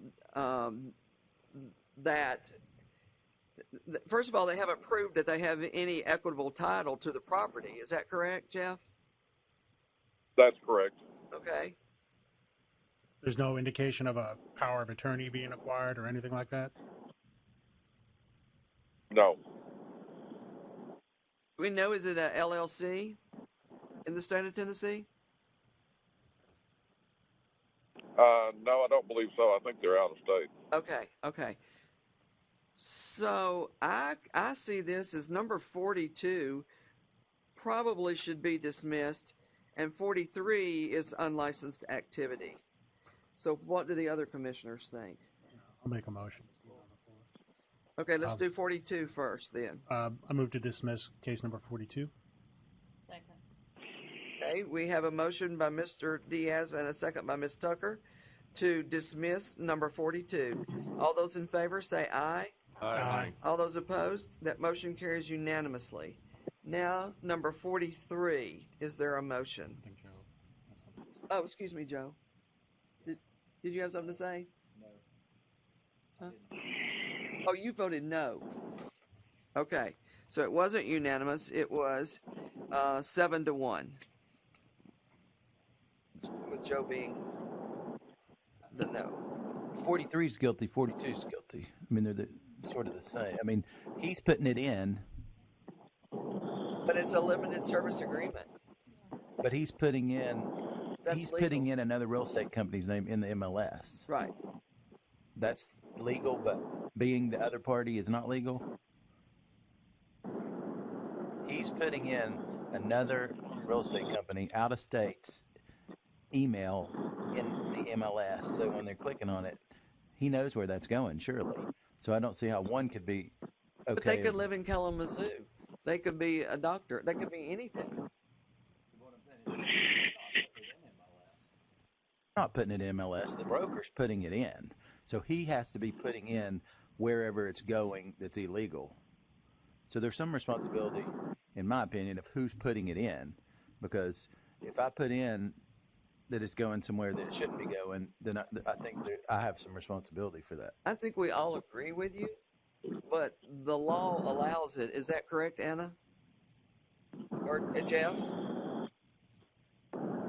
Jeff, the law allows limited service. And Yeah, none of us like it. No, None of us like it. I'm not disagreeing with the limited service and that's legal. But if where it's ending up is not legal, then the person putting it in, I don't see how it doesn't have some liability. That's my point. So, yeah, no, if it said call DJ Ferris at 423-677, whatever, he'll schedule his own appointments. I mean, that's what I see. Just call the owner. Right. Here's how you get in. Here's who you talk to.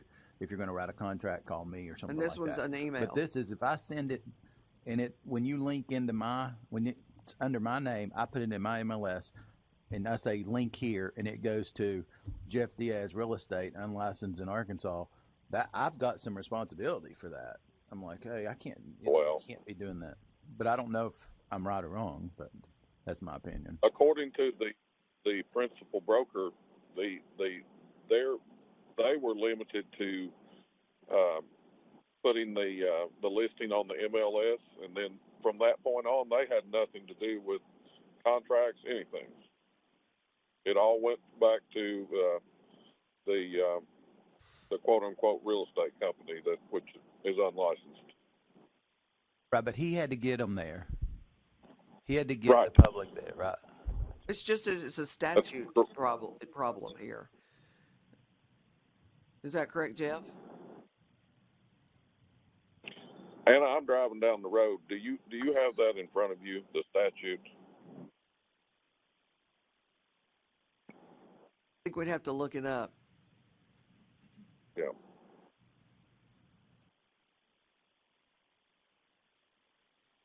And I'm wondering if it makes a difference that MLSs are managed by the associations and not by track. So, Commissioner Beckley, are you saying because like the principal broker is the one, like he's saying, so what I'm trying to make sure I'm understanding the situation correctly. You think that there's some kind of responsibility for the principal broker, even though he's saying that, the company is the one that's responsible for putting the information on the website? There's somebody that's doing unlicensed activity, and I'm putting it on MLS and referring the public to that person for real estate transactions, and they're not an individual owner. So I understand I'm listing one property for an owner, and they're going to handle their own business, but I'm referring it now to someone who's got multiple properties trying to do real estate in the state of Tennessee. So I have some due diligence to say, I can't do that. You're not a real estate agent and you're conducting real estate activity. My point is, it's the limited service listing is for one property. It's an address. It's not, I'm going to put you in MLS and you get to conduct real estate in the state of Tennessee. Right, but it's on the MLS. You have jurisdiction. And the name on the title is not the respondent. What? The name on the title is not the respondent. Yeah, I know. We're talking about the realtor in this case, but the name on the title, going back to I think complaint number 43, the name on the title to the real estate is not the respondent who claimed to be an owner. So kind of. Right. So my point, I guess, is that people are going to try to do unlicensed activity because they don't really have to answer to us or the local MLS or whoever. So there's some. I mean, I feel like we're some type of a check system of them getting there. So wonder if this is maybe a rule change that we need to make. I don't think we can do anything about it today because if you took this person to court, their lawyer's going to say it's legal in the state of Tennessee. which it is. We know that it is. But we could have a rule that stops this, because this could be a company that all they do is put it in the MLS for people. And these flippers or wholesalers, they find out quick who will do it for them. Just put it in the MLS. I mean, there's a lot of people that pay for that. I mean, we pay a lot to have our license, our listings, our MLS fees, all of that. These people are trying to get around that. So I don't know if there's anything we can do today about it, Joe, but I mean, it sounds like something that maybe we could look into for a rule change. Well, because you're right, none of us like this, and it stinks. Well, and I would want to, I would want to know that the agent doing the limited listing agreement had actual knowledge that the person that they're listing for was either not the owner or was representing a company that's not licensed in Tennessee. Perhaps for 42, a letter of warning, because we've had cases come before us where the complainant complains against the respondent for listing a property when the respondent had only talked to one sibling and the complainant is the other sibling, and the respondent's like, well, I thought I could sell it, or I thought I could list it because I heard from some. So, and yes, the respondent, you bring up a great point, and I kind of glossed over and thought, and I was looking at 43, but 42 calls us as licensees to know who we're listing and who we're attaching our names to. And while legal right now, a rule change probably is prudent, and you need to know who you're listing for. If they're unlicensed, that's not good. It's almost an accessory to the crime. Question. Yeah, Steve. Do you think the limited service listing agreement is limited to just putting it on the MLS? What it That's says. it? Yeah. That's what they usually are. Basically, you can just put any. I'm gonna give you $100 if you'll put my Right. I listing mean, on it's MLS. open season. Yeah. I don't need to know anything about the property. I don't know anything. All I'm doing is using my ability to put something on MLS. Correct? It sounds a lot like buyer beware, which we've moved away from decades ago. It used to be, in my opinion, still don't like it, but it used to be a little more controlled. Well, now that you can get it on, now you can for sale by owner on Zillow and stuff. It's a little more out there. You know, it kind of, they can get it out there anyway. So it's a little different technology wise than before. You know, MLS was a huge pot of gold to get your house on it. But today there's other sources that do the same.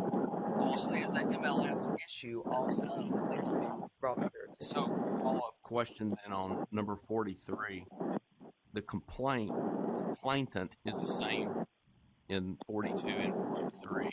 So is the complaint of 43 opened by the complainant or by Jeff, or how did that work? It says complainant is a truck licensee. Right. So, but I'm wondering if Jeff didn't 43 came about because of 42, or if it's two different things. So you did not No. open this, right, Jeff? No, so sometimes what happens. No, I did not. Go ahead. It's the same complainant for both complaints who complained on the realtor, the principal broker, and the respondent who is selling the property. So sometimes what happens is we have a complaint and it will list multiple individuals, and we will open multiple complaints based upon that. Got it. Okay. As some of these were that Trek opened. Okay, so we agree with you, Joe. Unless somebody wants to change the vote on number 42, I think it is good that maybe we direct our legal staff to let us know, what is the will of Commerce and Insurance and the governor and all on a rule change where we require that if someone puts it in the MLS or does any advertising for them, it could have just been a billboard. Could have been any advertising. It's like this something that we want to talk more about. Like I think next so. month, like we can have more conversation about it. Like I can bring it back to people, but I think at least we can have discussion about it. I know that, you know, typically we've made the decision that the MLS is not within our jurisdiction. So I don't know.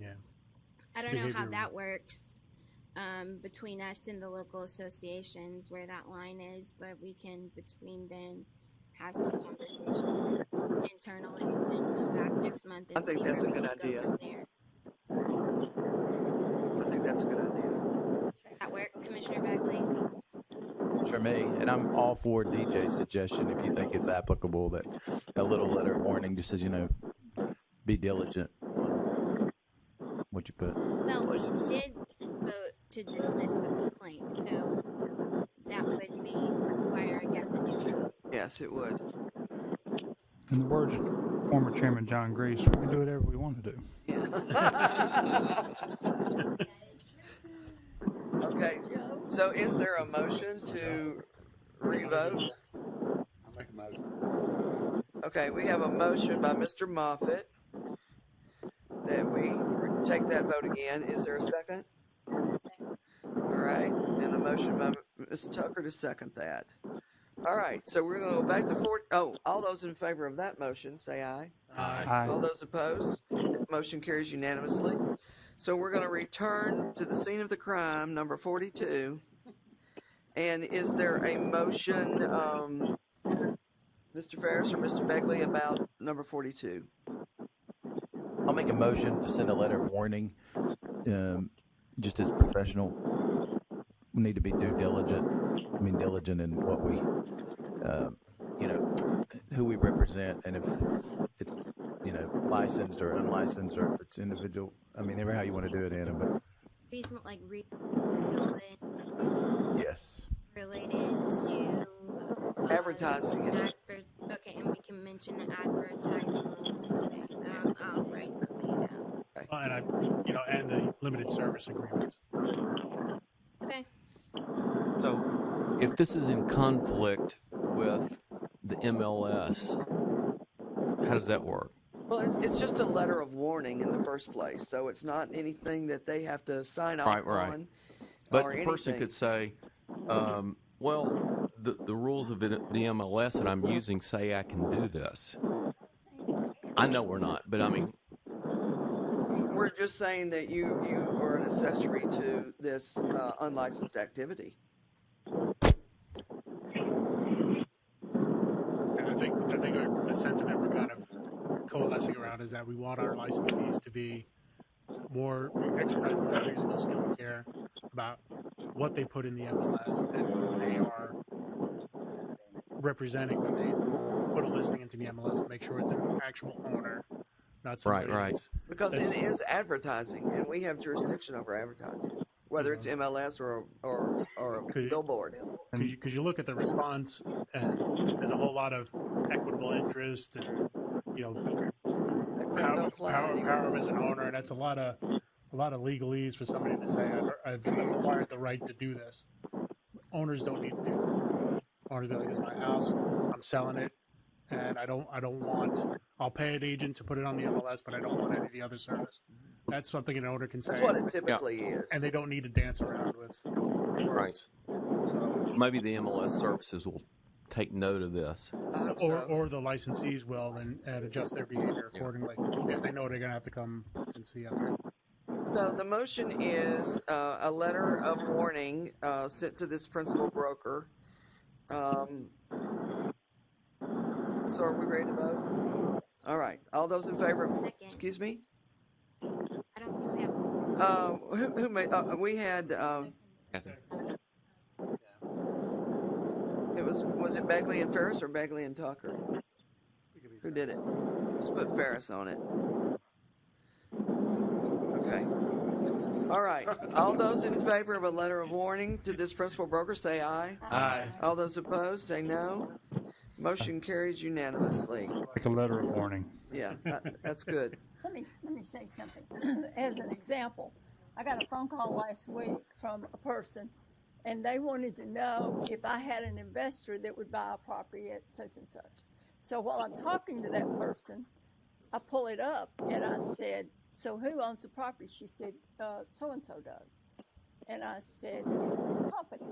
So I pull it up and I said, "According to public records, it's owned by so and so." And she said, "No, we bought it." And I said, why is it not published under that company name? And she said, "Oh, you know how men are, they just forgot."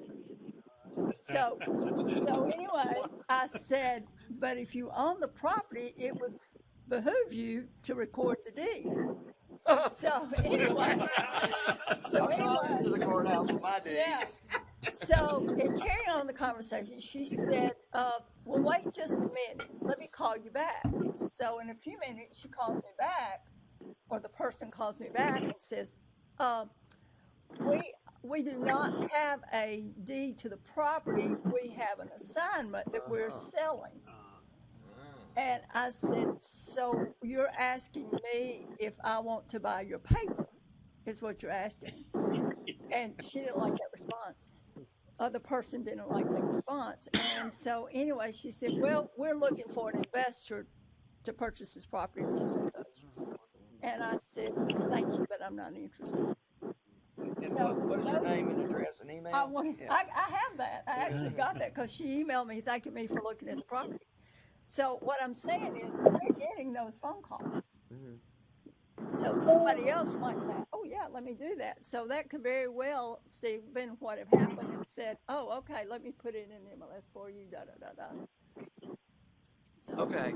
Anyway, just So now we're on to number 43, and that one is the unlicensed activity.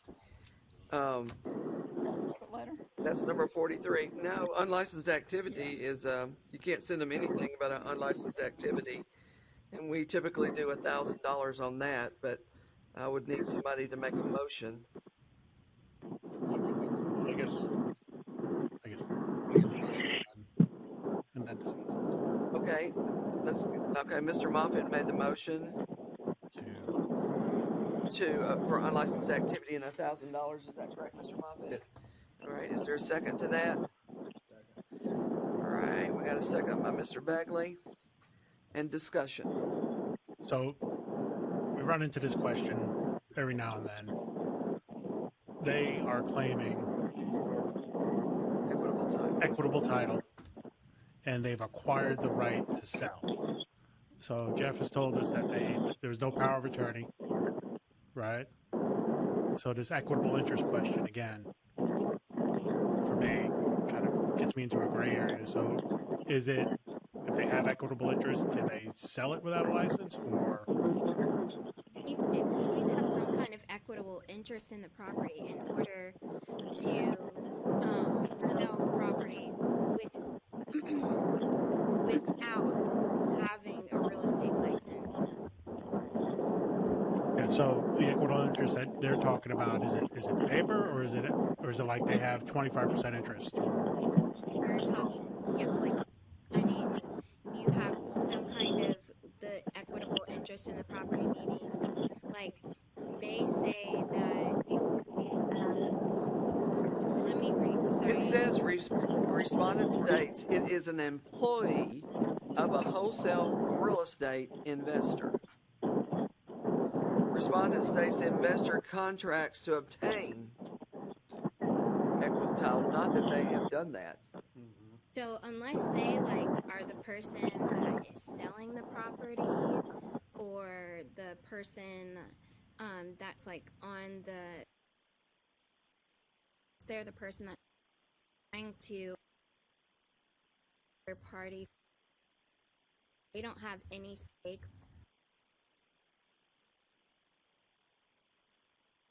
Have a license. Okay. So if under the theory this person has a signed purchase and sale agreement to purchase a property, does that cross that threshold for equitable interest? I would Okay. say no.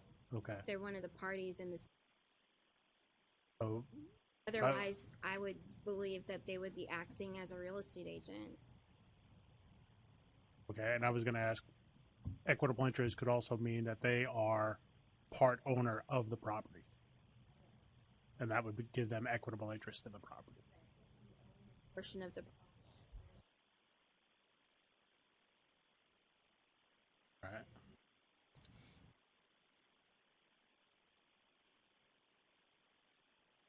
And as an LLC, they're not able to sell the property without a licensee. Unless you see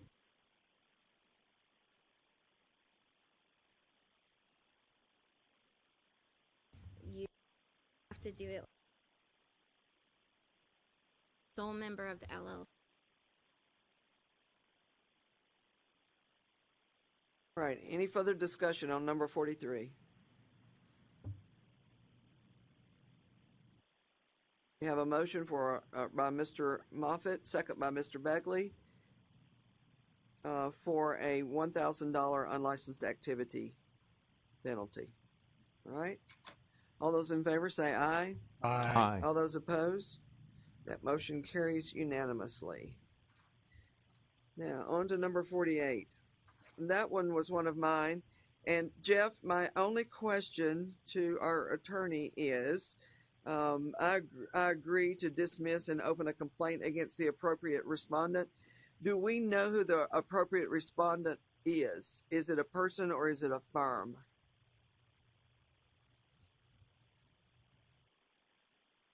You're muted. Jeff, are you there? We may have lost him. Oh, We had muted it just because that yeah, noise was the loud. wind.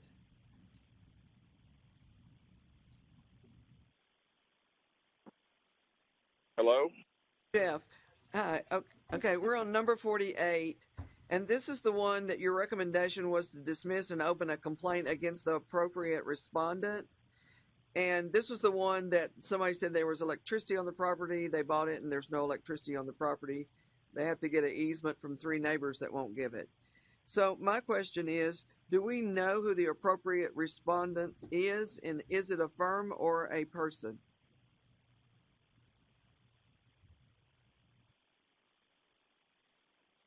Recommendation was to dismiss and open a complaint against the appropriate respondent.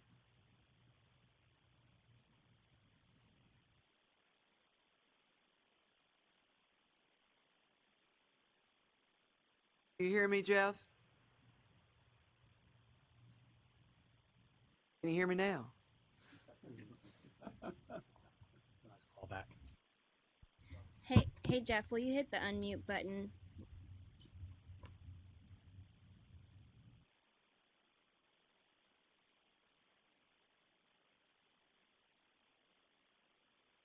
On with us. Okay, so I mean, What was the question is, do we know who the appropriate respondent is? And is it a firm or a person? He would. I would say that he knows who the appropriate respondent is, based on the recommendation. And I'm wondering, is it a firm or a person? It's so hard to give. I don't really like giving penalties to a firm when it's a person who has made the mistake. I would rather go on a person's record than a firm record. Because I don't know if this is a principal broker, affiliate, or what. But he also states that another broker sold the. He said it's a real estate agent. It's a broker. Principal broker? I'm not sure. Okay. Principal. All right. Or So I'll just make this easy. Okay. So I can't make a motion, but will you make a motion to accept? Sure. I move that we accept council's recommendation on case 48. All right. We have a motion to accept council's recommendation by Mr. Diaz and a second by Ms. Smith. Any discussion or conversation about that? All those in favor say aye. Aye. All those opposed? That motion carries unanimously. And that completes our legal report for the day. Great job by our attorneys. You know, to whittle this down from 100 cases to that we only had question about 6 was an incredible task that they've done, and we appreciate you. This is a record. We're down to, let's see, what I have left is the commission discussion. Does anybody have anything they need to bring before the commission to discuss? Well, Jeff? I had brought up a topic that I was approached by another broker recently about the question of supervision and what it means with the new business model of having a principal broker located in one spot and having all their affiliates dispersed geographically. I'm calling it the dispersion model, just to say it out there. I'll be honest and I'll say I don't know. I don't have a solution. I don't have any idea about how this body could kind of further define what supervision is under this new model. But it is a concern that principal brokers have, chiefly because maybe even affiliate brokers, but one broker on one side of the transaction can feel like they are doing on-the-job training for the agent that's on the other side of the transaction, and it really puts that cooperating agent in a bind because they don't represent the other side of the transaction. The other broker does, and whenever the idea of, well, you know, where's your broker? Why don't you ask your broker? And like, well, they're, you know, just for example, they're in Nashville or they're in Kingsport or something, and I'm in Memphis, and you know they're in a different time zone, and and all the excuses come out as to why they can't access their broker. And I know on occasion we have informal appearances from brokers that are working for brokerages that use this dispersion model. I know we can't put the toothpaste back in the tube, but I think some thought needs to go into what supervision looks like with this new model coming in to the business, and taking into account that the Broker Act, when it was passed, the business model that everybody worked in was a principal broker in a brick and mortar office with desks and a phone for an agent. We just don't have that anymore. We have, of course, brick and mortar, but it's not the only one on the field anymore. And I just think maybe we need to look at that supervision model again and try to figure out how we can make sure that new affiliate brokers or even experienced affiliate brokers have access and regular access to their principal brokers so that they can be trained and mentored and get advice from before, during, and after transactions. And it's just one concern that I wanted to bring up. And I will say, from my time with Arello, this continues to be one of the biggest topics at every meeting, is the broker supervision. And you know, you can't really just make a list of this is everything the principal broker does, because we know, we hear every month things that we could have never imagined. So there's no way of just making a list. You know, I would love to require every principal broker have one of these and read it, you know, but that's probably not going to happen. But it is becoming, you know, it's a nationwide problem. But then also there is a big national wave of doing away with brick and mortar buildings also, because we already have several companies that are totally online companies. We've had them before us. I know one principal broker when I asked, how do you deal with all the questions that a principal broker deals with? I have a very small company compared to what his company was. And his answer was, we have avatars. And I'm like, okay, well, you know, I just use the phone and the text. So I'm not, it's different when you've got 4, 5, 8,000 realtors under you, licensees under you. But I can tell you there is a huge wave, and that wave, I see it coming to Tennessee, because there are people that are having to rent spaces and they don't even go there. It's just because it's law, you have to have a space. So you're making them pay rent when they're not even going there. So, you know, it's something to consider. I don't know, and there's been lots of great minds and great commissioners throughout the country and Canada that are wrestling with this. And every time I ever speak, I always say, if you're a principal broker, whatever you're getting paid, you're not getting paid enough for the responsibility you're taking on. But that's where the Real Estate Commission comes about, where who on here is a principal broker? All right, so Joan and, okay. So it helps that we all have different kind of niches on this commission. It's great we have a commercial person. Mine is new home construction. But that's where the tough questions come to. They land here. And if it was simple, it would be taken care of with our administration and our attorneys. But for decisions that have to be made on particular subjects, it has to come before us. And that's why our job it is a hard job to put on your principal broker hat or to take your principal broker hat off. And questions like Joe brought up, I love that even after we had a vote, that didn't sit right with Joe. And he did something about it. And I appreciate that amongst this commission because he was the lone dissenter, but in the end, we all agreed with him.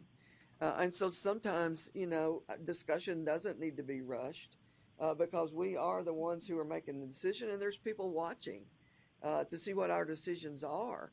A lot of the big companies have somebody watch this meeting every month, so they'll know, what's going on. There'll probably be some reaction about limited service agreements now. So, but that's a good thing. That's a good thing. Question. Steve. Jeff, how pervasive is what you're talking about? I mean, is it 1 in 10 transactions? Is it 1 in 50 or 1 in 2 or do you have any idea? I'll say this. I won't bother to give you numbers because I don't have them. It's every day, I would say. But it was enough of a pain point for a principal broker to catch me at an event and bring it up and discuss it with me. So, and this is an experienced principal broker. She's not new to the practice, to the profession. So for her to bring it up and have it be a pain point for her, that's why I'm taking it so seriously and brought it here today. The one question that comes up is this concept I heard, I'm not familiar with, is interference with commerce. Mm-hmm. I don't know if that's kind of a thing, or if we should guard against that as we discuss this and not wanting to interfere with somebody doing their business and doing their business model. But we have an obligation to the consumer, I think, to have this discussion so that, I would think as a client of a relatively new affiliate broker, you don't know the difference that you're, with your affiliate broker is able to conduct that transaction or not. You're just trusting them because they're your broker. And it could be a complete salad on the other side in terms of the paperwork and handling the transaction and respecting the clocks that are ticking, at least in a retail residential transaction. I kind of sympathize with the brokers that are on the other side. It's like, look, I'm carrying water for my client and I got to carry water for their client too. I just want to have an understanding of what is going to be required of brokers in terms of supervision that are going to use this dispersion model for their practice and have hundreds, of brokers that are listed underneath them that they're supervising in some way using avatars. I don't know if that model of supervision rises enough to protect the consumer as intended by the act. I have new agents come to my office that never met their principal broker, much less have their phone number. So I don't know the answer to it. That's just putting it out there. Yeah, I'm putting it out there. I don't have any real request. I don't have any real suggestion as to how to remedy it. Maybe, as we think on it a little bit, maybe the professions the folks that are listening will rise and offer their opinions. I would welcome them and would, any suggestions they have, because, I'm not trying to stop them from doing business, but they do have an obligation to supervise their brokers and to a level that this body feels protects the consumer. Some states are actually going as far as limiting the amount of people that a principal broker can oversee. So that's been, I know that's being tried some places. But what is that magic number? Yeah, that sounds like a statutory fix more than a Yeah. than a rule. And I don't know if the And we if know the that the governor does not, or Commerce and Insurance does not want us to stand in front of businesses or people entering our field or any of that. We know that's clear to us about that. So, I mean, and I just think, and the issue is if you go for a statutory fix and you open up the Broker Act, you open it up to everything. So you just again, it's a touchy issue. I don't, and that's why I don't want to come forward with a suggestion. I just don't know if I want to cross those lines and be the reason why the Brokers Act is tossed upside down. I don't know if I want that kind of infamy in the profession. Well, I don't know I don't know that Watch we Anna's would be eyes able to change carefully. the law. Well, the only thing that I think about is kind of when the panel, when we were kind of talking about like industry policing on the kind of matter, because when I think about like the supervision model here, I think about, we're here when I think of action, and if we were to make any kind of changes, I look at, quantitative numbers, right? And I'm not really seeing any, and the way I quantitatively look at it, if we're looking at complaints, right? And we're not seeing complaints about these individuals making of principal brokers or other brokers failing to supervise their individuals. And so I know that it definitely certainly exists, right? But if we are to want to make changes, but we don't have individuals like taking steps to do those certain things, I'm not sure exactly how they want us to do that, right? So we can't do something if people aren't only talking about it and not actually doing something, right? So if we do have just a general violation of, failure to supervise, or like principal brokers are supposed to supervise their agents in these particular ways, but we don't see that in the complaints that we get from the principal brokers. And that's always available for individuals to file complaints. And I think what comes from it is like a hesitation of individuals wanting to do that on the other side. So like over here, I think there would be like a hesitation to want to do anything when you say, okay, well, how many complaints are we getting from individuals complaining about, brokers not supervising their agents? And I would have to say, well, the complaints I'm getting, I'm not getting any. I can't attest. I only get a quarter of the complaints. So then I have to look at the other disciplinary council and look at theirs. And so if they want the commission to do that, then that's how we have to act, right? So we have rules and laws that we enforce, but if no one is making that step, I don't know otherwise how we would do that. If that's something, that comes from code of ethics or something at the association level, I don't know. So that's kind of where my thoughts are on that. I guess where we're going to leave it today is if it's bothering you that much about having to carry water for somebody else's practice, then they should complain. If you think they're doing something in violation of the laws or rules, then you certainly should file a complaint. Especially if you feel like they're not following the contract, they're missing dates and deadlines, then I think that's worthy of them filing a complaint. the big problem is so many realtors or licensees are happy to let the other agent do all the work. We see it a lot in new construction. They bring the client, and then we see them again at the closing.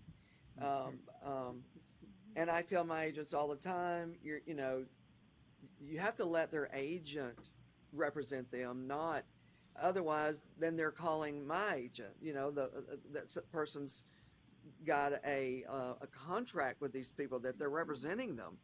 So it's just a fine line, but it is an everyday occurrence in my world. So I don't know what we do about it, except I'm glad today was a good day that we could have this conversation, and we need to keep on having conversations like this. One last question, Jeff. Do you think, or anybody, that it's happening more on the buying side than the selling side?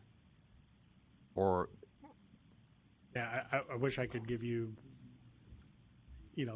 that kind of granular information about it, Steve. It's just, this was a topic that was brought up to me by a principal broker, and I thought it was something worthy to discuss here at the board meeting. But if there is actual, behavior that is problematic, I would encourage an individual to file a complaint, because ultimately, the board's job is consumer protection. And so if we have agents that are not being properly supervised, or that are not, properly doing the things that they're supposed to be doing, that's going to negatively impact their clients. And their clients are the consumers. And so we want to hear about that. And the only way we can really do that is going to be through, the complaint process. So we can, of course, send out communications of court and things, but, enforcement wise, that's what I would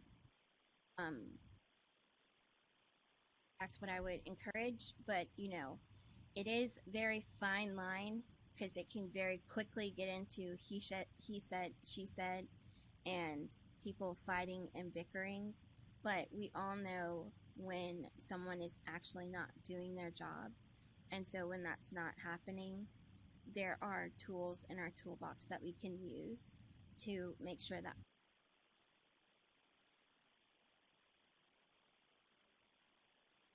That's all I had. Okay. DJ, any last words for the day? That didn't come out right, did it? Sorry, you had to find out This is way. DJ Ferris, my last will and testament. Yeah, no, I don't. Steve? I kind of hope it rains, because I was thinking about this, Joan. No construction. I think they don't work on the road if it's raining. So I was trying to think, is it better for it raining or not? That's it. It is raining. I don't have anything. Safe travels on the way home. For those of us that came from West Tennessee, instead of 2 hours, it took me almost 7. God be with you. All right, Joe. Hope it doesn't rain. Kathy. Great meeting today. Great conversation. The only thing last thing is, one of the things I loved on the legal report was that we were seeing that a lot of people have done their 120 hours now and made that up. So I'm glad that they're still realizing that they're still game to be played here, and that they're still in with us. Thanks to everybody. Kim, so glad to have you with us on board. Glad to be here. Thank you. And until we meet again in April, God be with you. We are adjourned.